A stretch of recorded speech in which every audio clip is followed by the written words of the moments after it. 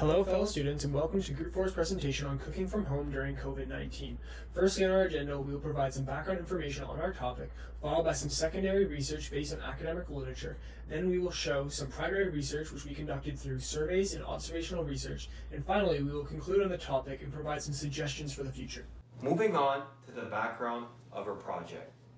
We observed that COVID-19 has led to food shortages, fear of going out, and restaurant closures. As a result, this led us to the purpose for a study of providing strategies and tools to consumers to promote home cooking in periods of home confinement. Next, this led to a research question, which was, what are the driving factors behind home cooking in the current climate? To start off our secondary research, we're going to be talking about the three main factors that have increased home cooking prior to COVID-19. These three factors are going to be health benefits, meal kits, and the convenience and cost of cooking from home.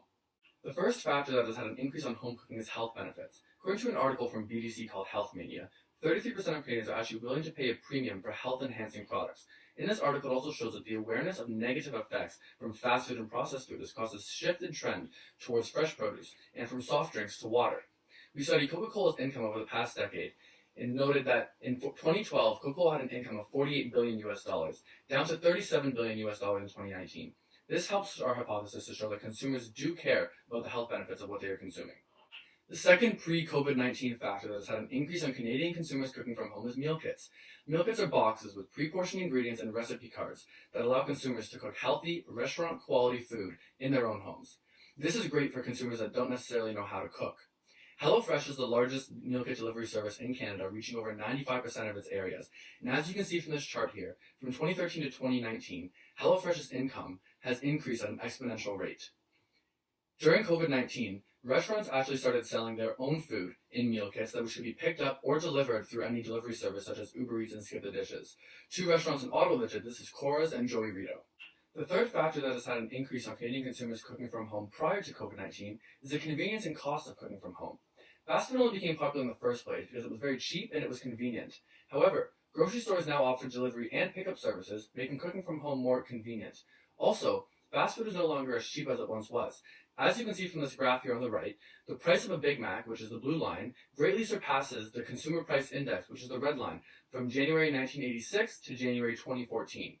This data shows that cooking from home can be just as cheap and convenient as fast food once was. Lastly, for secondary research, we will be examining how COVID-19 has an impact on current times on home cooking. First, we looked at the restaurant sector, where social distancing, sanitary requirements, and less socializing by the consumers have forced restaurants to close down and rethink their business model to engage with consumers directly from their homes. Next, we looked at home shopping, where consumers are rethinking how they buy their goods and services. They are turning to online or pre-ordered shopping because it's convenient and saves potential contamination for the consumers. Lastly, we look at tight budget.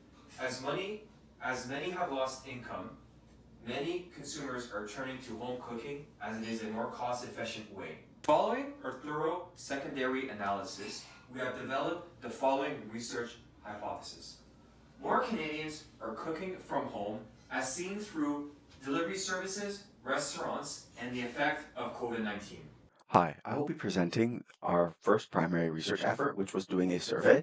Our survey had 173 respondents, who most of which were under the age of 24, most of which were working, but a large percentage were also students. We believe that the working number is somewhat high due to the fact that it is summer and most students would hold a summer job.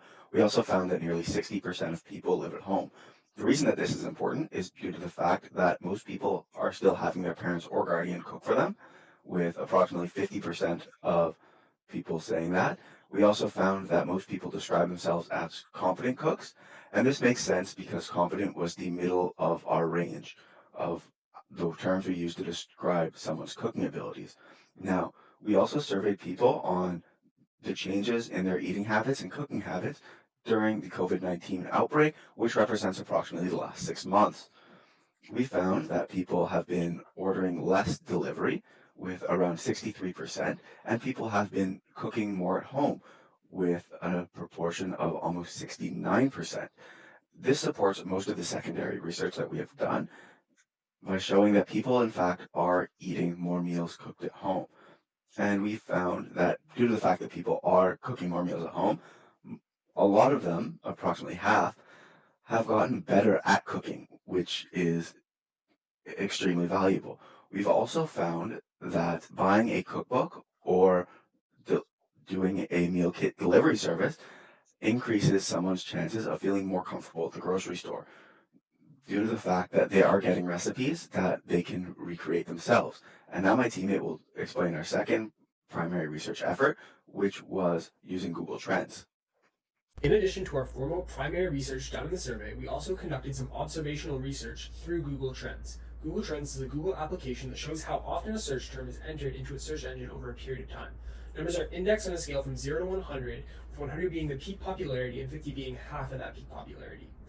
Why this is relevant is because it shows how entangled we are with the internet nowadays. We use it as an extension of our thoughts that enable us to learn things instantaneously. In fact, 91% of people consult with their phone before doing any given task, and 56% of millennials use their phone to help them cook. Because of the nature of how we use search engines, its data can help researchers interpret what people are thinking and potentially doing. So when we used the Trends application, we decided on keywords and topics that included recipe, baking, meal kits, how to cook, and how to make. And as you can see, there's a gradual incline in all of these terms over the period in the graphs. However, it's hard to definitively say this change is due to a rise in popularity, because there has been societal changes such as an increase in accessibility and usability of the internet that could be attributed to this incline.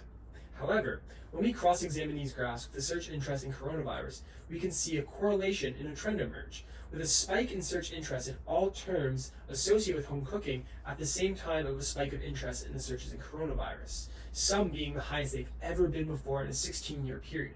What we can infer from this data is that evidently during the enforced lockdown, the search interest in these terms that are associated with home cooking have increased, which could mean an increase in home cooking itself.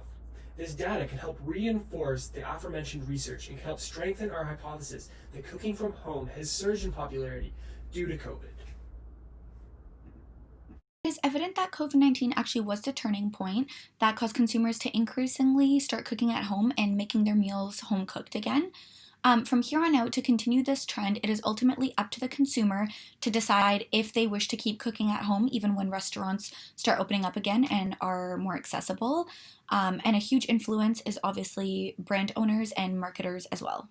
Important now that marketers are doing everything they can to reach their specific target audience. A way that this can be done is through influencers, and the reason influencers are so effective is because their followers already share similar interests as that influencer. So if it's a cooking influencer or a healthy living influencer, those followers are more likely to become attracted to these food subscription boxes and cooking at home and healthy living.